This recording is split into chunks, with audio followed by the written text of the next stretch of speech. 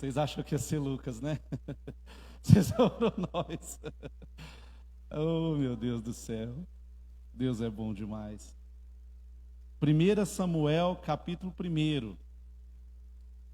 Irmãos, nós vamos meditar no capítulo 1, mas agora nós vamos ler apenas do versículo 9 ao versículo 18. Agora nós vamos ler do versículo 9 ao versículo 18 de 1 Samuel. Diz assim a palavra do Senhor. Certa vez, depois que comeram e beberam em Siló, Ana se levantou. O sacerdote Eli estava sentado ao lado da entrada do templo do Senhor. Ana estava muito angustiada e chorava sem parar enquanto orava ao Senhor. Então fez o seguinte voto: Ó Senhor dos exércitos, se olhares com atenção para o sofrimento de tua serva, se responderes à minha oração e me deres um filho, eu dedicarei para sempre ao Senhor, e o cabelo dele nunca será cortado. Enquanto ela fazia sua oração ao Senhor, Eli a observava. Viu que os lábios dela se moviam, mas como não ouvia som algum, pensou que ela estivesse bêbada. Até quando vai se embriagar? Disse ele. Largue esse vinho. Ana respondeu: Meu senhor, não bebi vinho, nem outra coisa mais forte. Eu estava derramando o meu coração diante do Senhor, pois sou uma mulher profundamente triste. Não pense que sou uma mulher sem caráter. Estava apenas orando por causa da minha grande angústia e aflição. Nesse caso, vá em paz, disse ele. Que o Deus de Israel lhe conceda o que você pediu. Muito obrigada, exclamou ela. Então Ana voltou e começou a se alimentar novamente, e o seu rosto já não estava triste. Até aqui. Feche seus olhos, igreja, em nome de Jesus. Senhor, meu Deus e meu Pai, nós estamos, Senhor, nessa noite, Pai, aqui para te louvar e para te adorar, Pai. Foi para isso que nós viemos. Nós estamos aqui, Senhor, com os nossos ouvidos abertos, o nosso coração aberto, para ouvir da Tua palavra, Senhor. Senhor, uma palavra que foi escrita há muitos séculos, Pai, mas que vem ensinando gerações e gerações. Quantas vidas, Pai, já não buscaram esperança nessa palavra, Senhor? Quantas vidas, Senhor, já não foram ensinadas com essa palavra? Senhor, que o Teu Espírito Santo venha mover na nossa vida e na vida, Senhor, dos meus irmãos da mesma forma. Senhor, que o Senhor venha nos ensinar essa noite, Pai. Fala conosco, Pai. Fala conosco, nós queremos aprender de Ti, Senhor. Senhor, perdoe, Pai, as nossas falhas, os nossos pecados, os nossos erros. Nós, Senhor, nos colocamos nesse momento, Pai, como pecadores, Senhor, arrependidos, Senhor, que quer estar mais próximo de Ti e aprender de Ti, Pai. É a oração que eu faço em nome de Jesus. Amém e graças a Deus. Irmãos, o título desse sermão, né, que é dado pelo autor do sermão, é Um Clamor em Tempos de Angústia. Vai falar sobre a oração de Ana. E aqui a gente começa a aprender e começa a pensar um pouco. A gente ouviu nesse pequeno trecho, nesses versículos, que Ana, ela, várias vezes ela repete que ela está triste, que ela está amargurada, que ela está passando por um problema muito sério, que ela está triste. E, irmãos, eu não sei você, mas quantas vezes eu já entrei numa porta da igreja, quantas vezes eu já estive num culto de terça-feira, de quarta-feira, de domingo, e às vezes eu estava sentado do seu lado aí, vamos falar. Às vezes eu estava sentado do lado de outro irmão, e ninguém sabe o que está acontecendo com o outro. Você não sabe o que está acontecendo aí com o seu irmão que está do lado. Você não sabe o problema que ele está enfrentando. De repente a gente entra nessa porta, a gente fala paz, a gente vem aqui dar o melhor de si para o Senhor, a gente vem aqui louvar o Senhor, de repente a gente coloca um sorriso no rosto, porque nós somos gratos a Deus por essa oportunidade de estar aqui. Mas lá no fundo, muitas pessoas que estão aqui hoje, ou que pode estar por dentro destruído, pode estar por dentro emocionalmente acabado, e por vários motivos,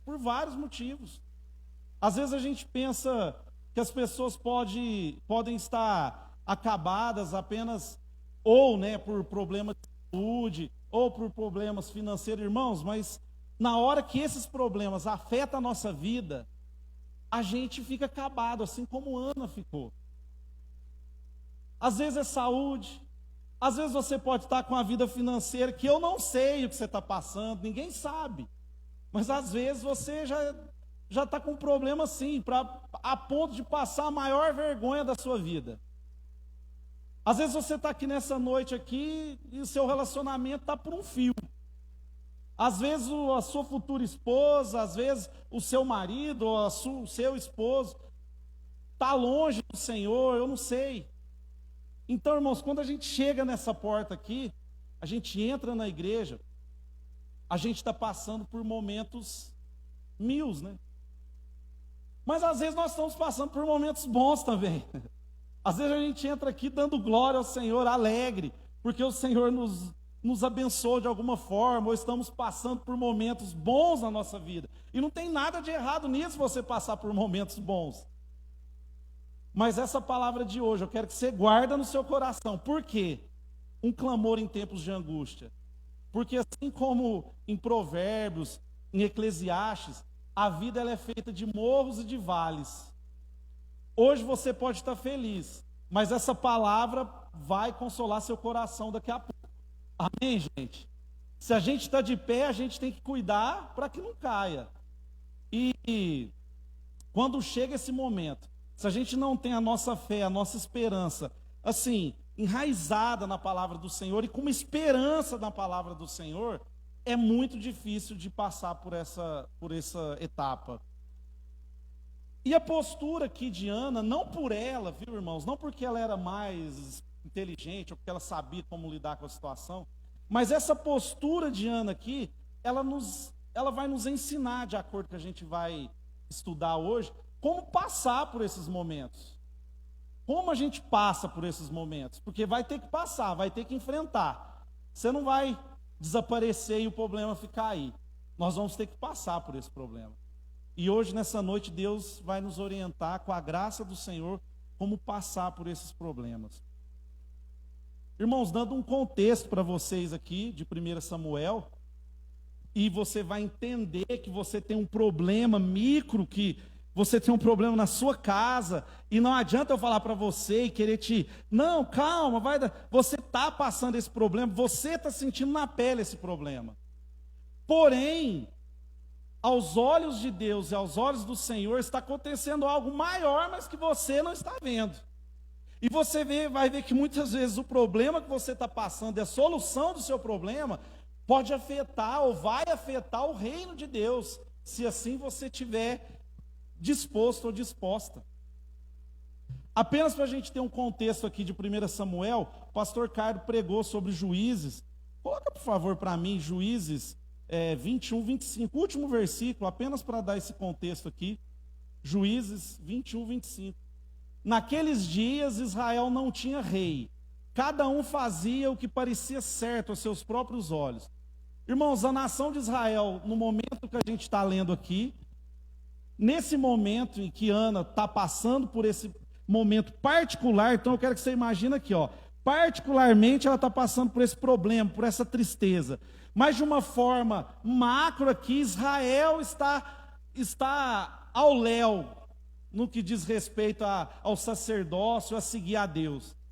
Essa nação a palavra de Deus fala que os juízes faziam o que queria. E esse texto, esse capítulo 1, é realmente o início dessa fase de transição entre os juízes e entre os reis. E aqui você vai saber que Ana, aqui já vou dar o spoiler do final, porque hoje nós não vamos ter jeito de estudar tudo mesmo. Ana vai ser a mãe de Samuel. Amém, igreja? Samuel, quem é Samuel? É aquele que se torna juiz, profeta, sacerdote na casa do Senhor. É aquele que pega uma casa onde que os filhos dos sacerdotes roubavam e faziam tudo quanto é coisa ruim, e leva essa nação de Israel ao caminho do Senhor. Ana é a mãe de Samuel. Então a gente começa, e não tem problema de você já saber o final, porque a gente vai ver esses pontos aqui, e você vai entender que muitas vezes o seu sofrimento, quando você é servo de Deus, está disposto a colocar a sua vida no plano de Deus, Deus vai resolver o seu problema, vai resolver o problema da sua casa, e ao mesmo tempo todo o reino de Deus é afetado com isso. Amém, gente? Então veja, agora para você ficar mais, a resolução do seu problema, então a resolução desse seu problema tão sério, além de ajudar você, além de resolver o seu problema, ainda é um projeto de Deus para o reino dele. Amém, gente? Então que você possa ter essa esperança. Irmãos, Ana, por incrível que pareça, a tradução de Ana, vocês sabem quem é? O que significa? Favorecida, agraciada. Só que a palavra de Deus diz assim: havia um homem chamado Eucana, capítulo 1, versículo 1, que vivia em Ramá, na região de Zufé, na região montanhosa de Efraim. Era filho de Jeroão, filho de Eliú, filho de Taú, filho de Zufi, de Efraim. Elcana tinha duas esposas, a primeira chamava Ana, a segunda chamava Penina. Penina tinha filhos, Ana, porém, não os tinha. Irmãos, a história de Ana aqui, ela é casada com um homem, que o sobrenome dele, Zufi, é o mesmo sobrenome da região onde ele morava. Então começa, Ana, agraciada, Ana, uma favorecida. Ela era casada com um homem, igreja, que a região onde ele morava era o sobrenome dele. Imagina uma coisa da minha esposa, pastor, sou casado com Alain, que vem da região de Alain. O que quer dizer isso? Eu sou casada com aquele homem que mora naquela região aonde que é da família, era tudo da família desse homem. Então, quando a palavra de Deus, e toda informação aqui ela é importante, ela traz essa informação e fala que ele era da região de Zuf, e que ele era filho né, dentro da descendência, era filho de Zuf, de Efraim, quer dizer que Eucana, o marido de Ana, era um homem organizado na vida. Então, nesse aspecto, quando Ana olhava para o marido, quem falava para mim que ela não era agraciada? Se você olhar para a vida de Ana, você vai falar assim: o que você está reclamando, mulher? Você é casada com Eucana. Amém, gente? Vamos continuar. Só que Eucana tinha duas esposas. A primeira chamava Ana, a segunda Penina. Aqui já começa o problema de Ana. Penina, a tradução do nome Penina é fértil. Então tinha Ana, que era agraciada, mas tinha a Penina, que era fértil. E a Penina tinha filhos, e Ana não tinha. Versículo 3. Todos os anos, Eucana subia de sua cidade até Siló, para adorar o Senhor dos Exércitos e oferecer sacrifícios a Ele.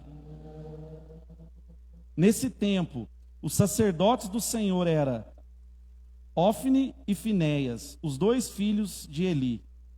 Irmãos, presta atenção nisso aqui. Além do homem ser organizado aí na vida, o homem era um homem piedoso, igreja. A palavra dá essa informação para a gente. Fala que esse homem todos os anos subia até Siló. Para você entender, Siló era o lugar onde ficava a arca do Senhor. Nesse tempo aqui ainda não existia o templo. Não existia, não tinha sido construído o templo do Senhor. Então esse local em Siló é onde eles iam adorar o Senhor e oferecer sacrifício. Irmãos, então esse homem, ele era um homem de família, e ele era um homem piedoso ao Senhor, que servia ao Senhor, oferecia sacrifício anualmente ao Senhor.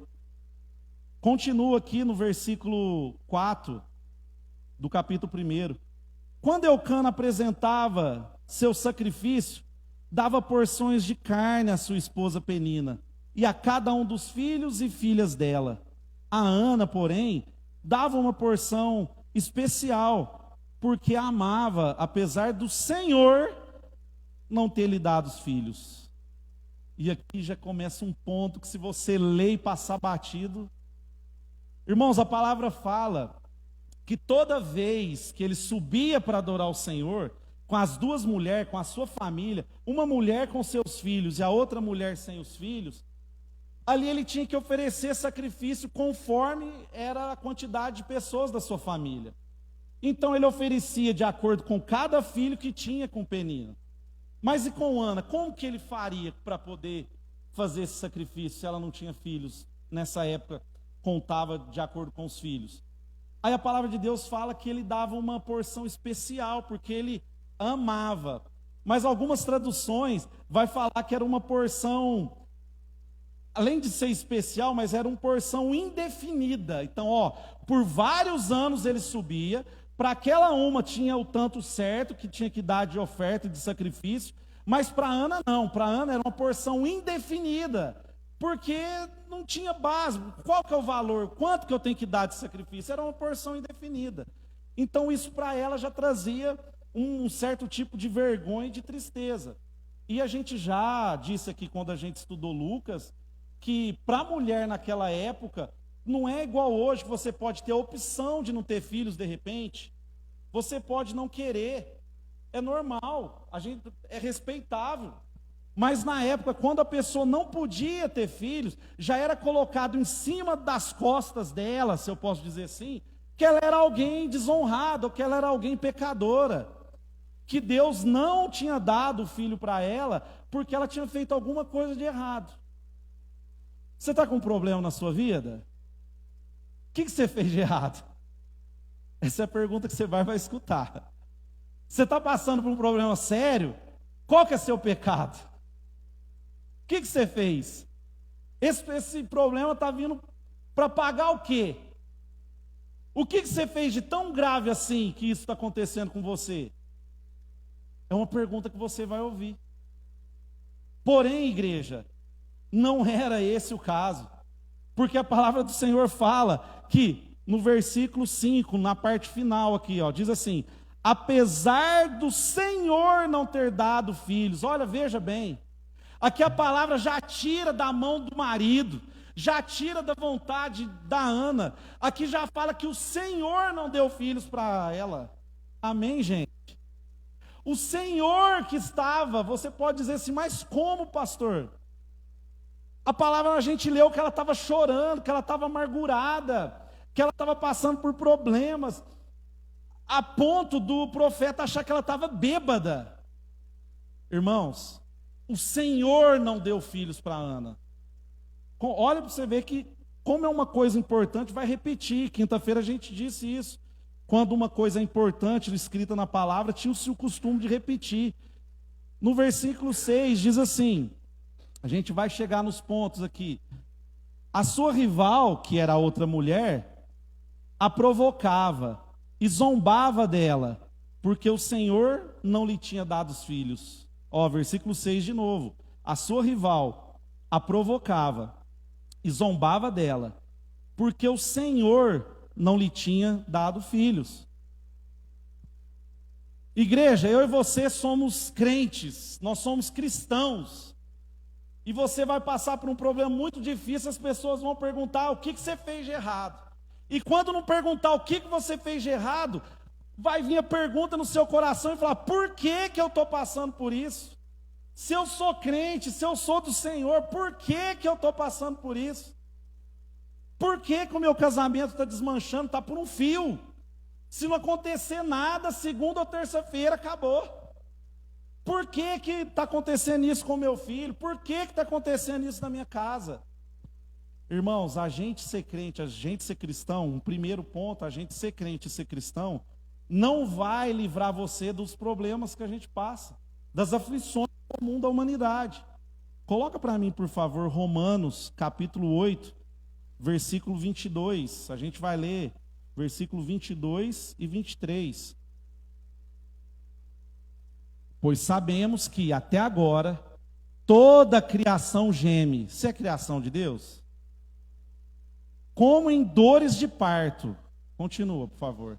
E nós, os que cremos, também gememos, embora tenhamos o Espírito em nós como antecipação da glória futura. Veja bem, nós gememos, mas a gente tem um Espírito que antecipa a glória que vai por vir. Então a gente geme também, mas aqui a gente já entende que nós temos o Espírito do Senhor que antecipa a glória futura, que é o nosso alvo. Amém, igreja? Pois aguardamos ansiosos pelo dia em que desfrutaremos nossos direitos de adoção, incluído a redenção do nosso corpo. Igreja, nós vamos passar por problemas. A palavra de Deus diz isso. Mas nós temos que ter esse espírito, que a nossa esperança, a gente antecipa a glória futura, e a esperança que lá na glória nós vamos ter a redenção desse corpo aqui carnal. Então veja, se você está passando por um problema muito sério, não é pelo tamanho do seu pecado. Se você está passando por um problema muito sério, a questão de você ser crente ou ser cristão ou não, isso não te livraria de você, em algumas vezes da vida, passar por esse problema muito sério. São coisas que, se você não tiver dentro do seu coração, você não sabe o que fazer, porque você pensa, eu estou na igreja, eu estou fazendo, ou eu sou faz muitos anos, isso e aquilo, por que está acontecendo isso? Mas nós vamos chegar lá, igreja. Nós vamos chegar lá.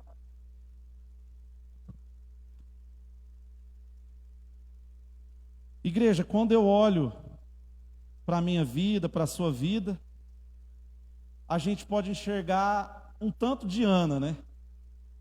Quem aqui é favorecido por Deus? Não tem nenhum favorecido aqui? Quem é favorecido, levante a mão, vamos ver. A gente é favorecido, porque a graça do Senhor, ela está sobre nós, amém? A graça do Senhor estava sobre Ana. Só que a gente é um favorecido que está vivendo como pessoa não favorecida ou infavorecida.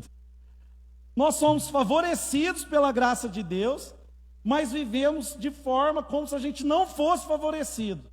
O problema, ele vem na nossa frente, ele agiganteia na nossa frente, só que você não está com o seu coração enraizado na palavra do Senhor e na revelação de Deus para a sua vida. E esse problema, ele começa a tomar um tamanho grande, e cada vez você vai ficando mais pequeno diante daquele problema. Porque, igreja, e hoje isso vai mudar, você não tem a dimensão do Deus que você serve, amém, gente? Sabe por quê? Igual Ana não tinha. Ana achava que estava resolvendo o problema dela, Deus estava resolvendo o problema dela e o problema da nação de Israel, amém, gente? Nós servimos a um Deus poderoso, igreja, e um Deus que Ele pode nos ajudar nesses momentos.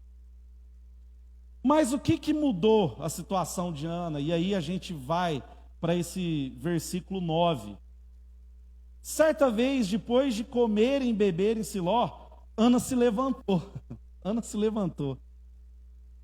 Igreja, fazia muitos anos que acontecia a mesma coisa.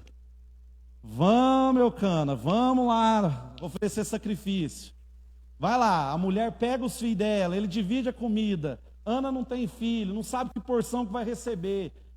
É injuriada pela outra esposa. Ano após ano acontecendo isso. Muitos anos, muitos meses. A gente vem passando da mesma forma, problemas, muitos anos, muitos meses, muitos dias. Só que aí, igreja, agora Ana se levantou. Chegou uma hora que ela falou assim, peraí, eu tenho que fazer alguma coisa. Ela se levanta, igreja. Ela se levanta, ela toma uma atitude de fé. E ela não se levanta porque o problema dela foi resolvido. Ela não tem a coragem de levantar na hora que o problema dela já tinha sido resolvido, não. Ela levanta na hora que o problema dela ainda persistia. Ainda na hora que estava acontecendo coisas ruins com ela. Ela se levanta, igreja. E na hora que ela se levanta, ela fala com Deus. Ela fala com Deus. Ana se levantou.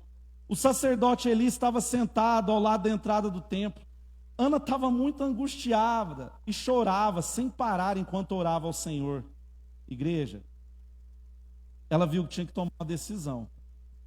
Ela se levanta mesmo triste, mesmo sofrendo, mesmo angustiada, e faz um voto para o Senhor.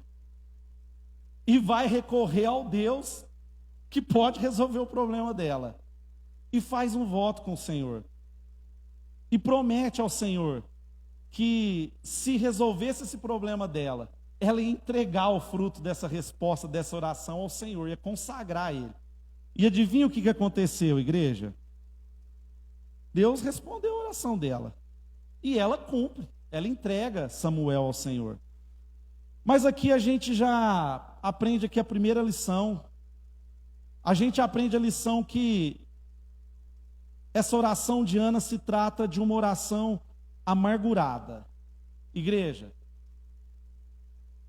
tem uma afirmação que eu achei muito interessante, que fala assim: a oração não é um ritual a ser cumprido, a oração é um derramar de alma.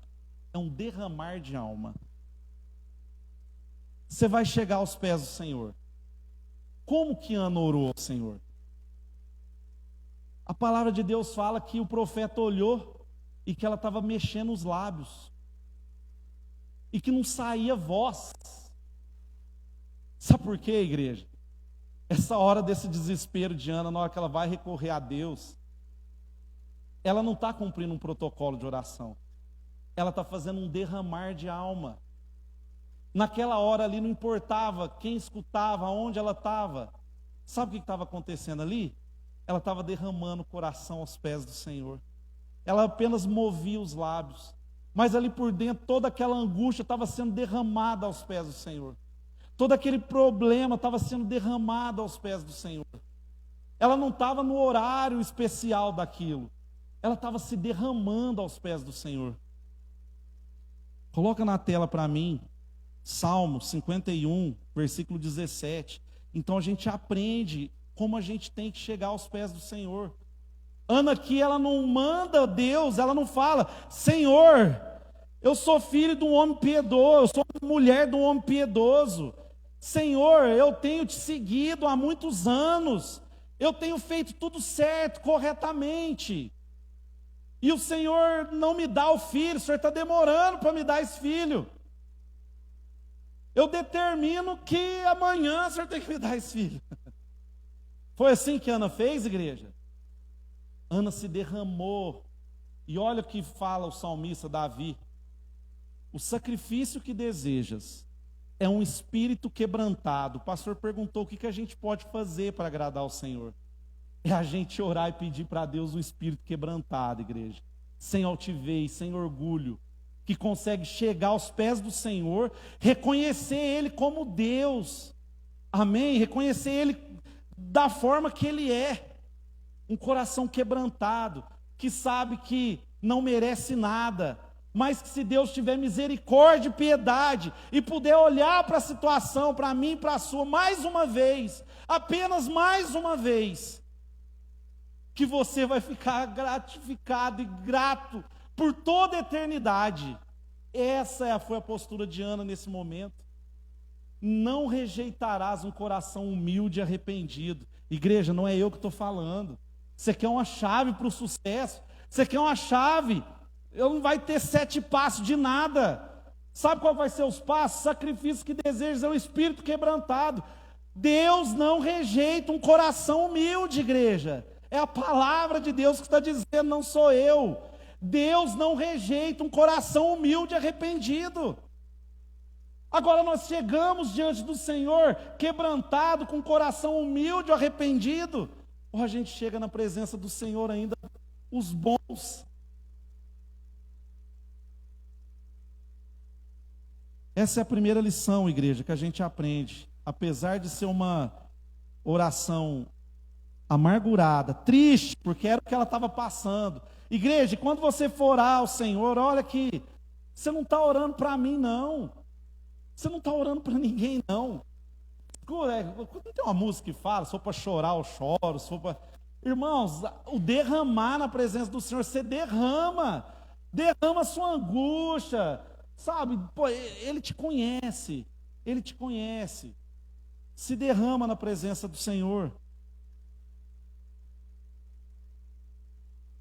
Segundo ponto, igreja, que a gente aprende com Ana, com essa atitude de Ana. A oração de Ana é uma oração comprometida. Lembra que ela faz um voto ao Senhor? Lembra que se resolvesse o problema dela, ela fez um voto ao Senhor? E no texto diz, tem uma afirmativa aqui que é muito importante, eu quero ler e compartilhar com vocês. Diz assim, presta atenção, igreja, presta atenção nessa parte. Estamos dispostos a entregar ao Senhor aquilo que Ele tem nos concedido? Equivocadamente, achamos que as bênçãos que o Senhor nos dá são nossas, propriedades nossas, quando na verdade elas continuam pertencendo ao Senhor, para serem usadas para o reino dEle e para o propósito dEle. Por isso insisto nessa pergunta: estamos dispostos a consagrar ao Senhor aquilo que Ele nos dá? Nossas orações estão comprometidas com o reino de Deus? Amém, igreja? Lembrou que apesar dela estar passando um problema particular, aquele problema ia resolver o problema dela e o problema do reino de Deus, porque Samuel passaria a ser o sacerdote que antes aquela nação não tinha. Será que nós estamos dispostos, a nossa resposta de oração, a colocar na presença do Senhor, para o reino do Senhor, para o reino de Deus? Isso a gente aprende com Ana, essa oração comprometida. Em terceiro e último lugar, partindo aqui para o final, a oração de Ana é uma oração postulante. Igreja, então, ela é uma oração amargurada, se derrama com o coração quebrantado, humilde na presença do Senhor. Você vai então fazer uma oração comprometida, onde você vai, Senhor, a bênção que eu quero é para a sua glória, é para o louvor da sua glória. O que eu quero que o Senhor resolve para mim é para se o meu casamento a partir de amanhã ser restaurado e restabelecido, é para o louvor da sua glória, amém, igreja? Se a minha vida financeira for restabelecida, é para o louvor da sua glória, para o seu reino. Se a minha saúde for restabelecida, é para o louvor da sua glória, para o Senhor me usar. Então a gente faz uma oração humilde, quebrantada, e uma oração comprometida com o reino de Deus. Amém, igreja? E em terceiro e último lugar, e essa igreja, você tem que guardar, é uma oração postulante. Vamos explicar o que é isso. Adianta você orar para qualquer um, igreja? Adianta você orar se você não reconhece quem é o Deus que você serve? Ana, ela sabia quem que era o Deus que ela serve, porque quando ela vai orar, até eu deixei aqui grifado, Ana, ela reconhece a autoridade e o poder de Deus. Deixa eu ver aqui no capítulo 2, rapidinho, diz assim na oração de Ana, né? Capítulo 2: meu coração se alegra no Senhor, que me fortaleceu. Versículo 2: ninguém é santo como o Senhor, não há outro além de ti, não há rocha como o nosso Deus. Amém, igreja? Olha, quando ela faz essa oração, ela não faz falando, duvidando, e falando, será mesmo? Será que a quem eu sirvo pode resolver meu problema? Não, ela ora na certeza, ninguém é santo como o Senhor, não há outro além de ti, não há rocha como o nosso Deus. Agora aqui, igreja, essa parte da oração de Ana, no capítulo 2, versículo 6, que eu tinha grifado, diz assim: o Senhor tira a vida e dá a vida, faz descer a sepultura e de lá faz subir. Olha o que Ana fala para Deus. Ela reconhece, eu estou pedindo para o Senhor, porque o Senhor é a minha rocha, porque só o Senhor pode resolver o meu problema, porque é o Senhor que tira a vida, é o Senhor que traz a vida. Igreja, ela sabia para quem ela estava orando, igreja. Será que eu e você está sabendo para quem a gente está orando? De verdade? Será que na hora que você se derrama, você tem essa noção ao Deus que você está orando? Irmãos, então uma oração amargurada, uma oração comprometida e uma oração postulante, postulada no lugar certo, para a pessoa certa, endereçada para quem pode resolver o problema. Amém, igreja? Irmãos, eu anotei aqui, se você está com o semblante caído, busque ao Senhor.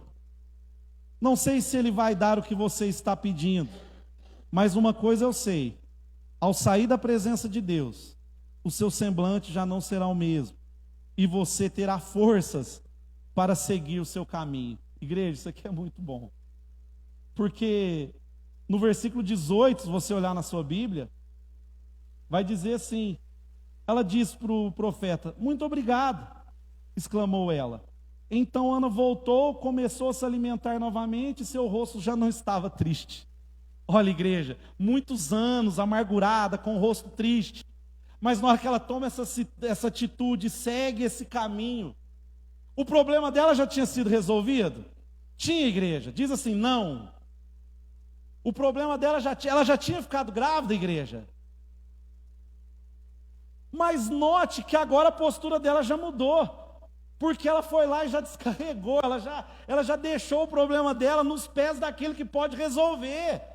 Ela já entregou o problema dela para aquele que pode mudar a vida dela. Agora ela já ela confiou naquilo que ela fez. Ela confiou, igreja. A partir daquele momento, ela começou a comer. E fala a palavra do Senhor que o semblante dela já não era mais o mesmo. Amém? Ela não sabia se ela ia ficar grávida. Ela não estava grávida. Só que o semblante dela já mudou, ela estava se alimentando. Então, igreja, nós temos que buscar esse Deus, buscar o Senhor. Porque mesmo que ainda Ele não nos deu, como eu escrevi aqui, no mínimo, força para continuar a sua batalha você vai ter. Amém, igreja? Pelo menos essa parte triste, e você vai deixar para lá. Porque Deus, o Senhor, é a nossa força. E quando vem essa certeza no seu coração, o seu semblante já vai mudar. Amém, igreja? Para terminar. Primeiro, a oração de Ana foi uma oração amargurada, que criou nela uma profunda percepção da sua necessidade de buscar a Deus. Igreja. Ela viu que é só o nosso Deus que podia resolver o problema dela. Segundo, foi uma oração comprometida, que consagrou ao Senhor a bênção recebida. Ela consagrou a bênção ao reino de Deus. Foi uma oração postulante, direcionada ao Senhor, que tem nome Deus. Igreja, foi direcionada ao Senhor, que tem nome Deus. Igreja, não tem problema que você me contar. Não, você pode me contar o problema maior que você tiver com você. Ele não vai, se ele não chega, não tem nem palavra no meu vocabulário, que é meio pouco. Se você serve a um Senhor que tem como nome Deus, igreja. Amém, gente? Buscamos aquele cujo nome é Deus. Aquele que tem o nome de Senhor dos Exércitos. Está lá em Samuel 1:3. Aquele que tem o nome de El Shaddai, o Deus Todo-Poderoso. Oramos a Jesus, que tem um nome que está acima de todo nome. Amém, igreja? Está acima. Será que o nome de Jesus está acima dos seus problemas? Abra a palavra do Senhor. Se você puder, na sua Bíblia, capítulo 2, versículo 5, 6. Pode? Isso, 6. Filipenses. Eu estou aqui lendo aqui. Vocês nem adivinham? Vocês também, vou te falar, viu? Já teve uns crentes melhor, né? Vocês nem adivinham o versículo?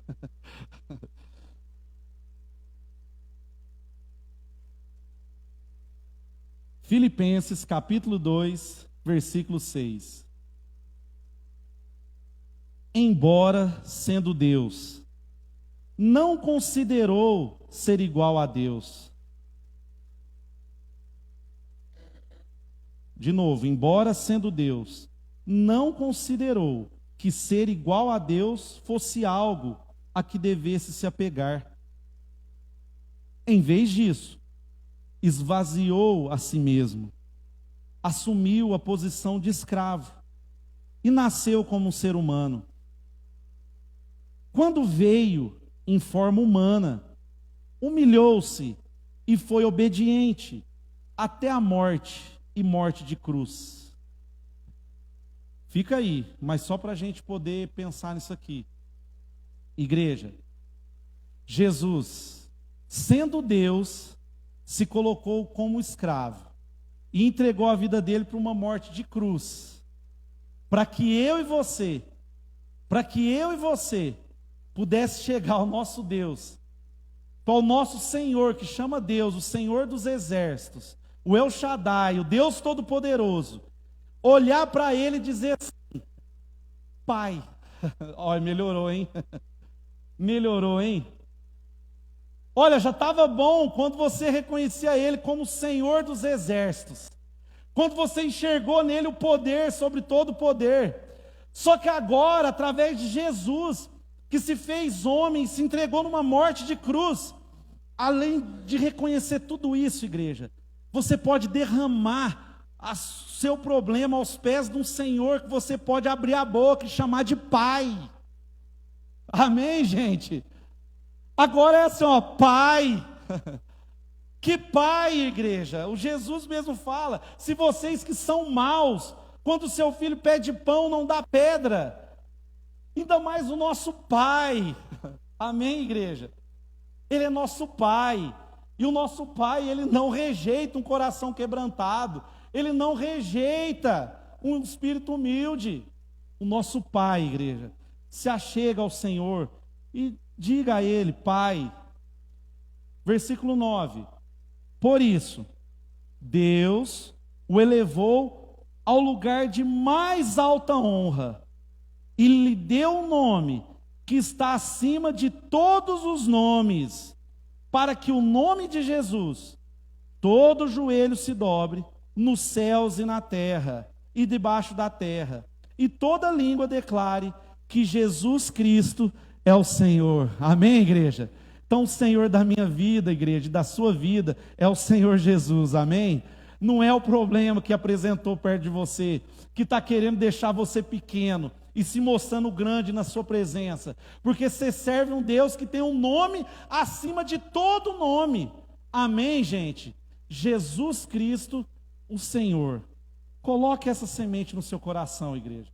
Se você está passando por esse problema, se você não está, guarde isso no seu coração, para na hora que isso acontecer, você saiba como se socorrer em Deus, como se achegar à presença do Senhor, tendo a fé que você serve um Deus que está acima de tudo. Amém, igreja? Se coloque de pé em nome de Jesus. Queria chamar o grupo de louvor aqui à frente, rapidinho.